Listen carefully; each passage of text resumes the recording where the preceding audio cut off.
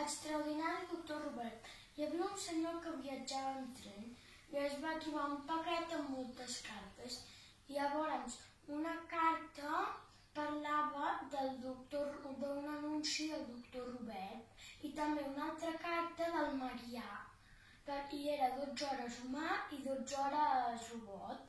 I també en una altra carta parlava d'una altra, de la Janet, que li anaven els cabells cap on volien. I llavors també un senyor era molt despistat i la boca la tenia al front,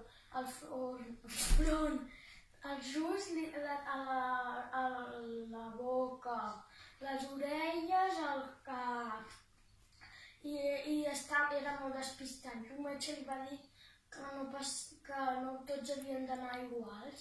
I llavors també la Janet i el doctor Robert es van enamorar. Llavors la Janet va descobrir que el doctor Robert era un gripau, però li va estar igual perquè la Janet ja s'havia enamorat i hi havia moltes cartes més.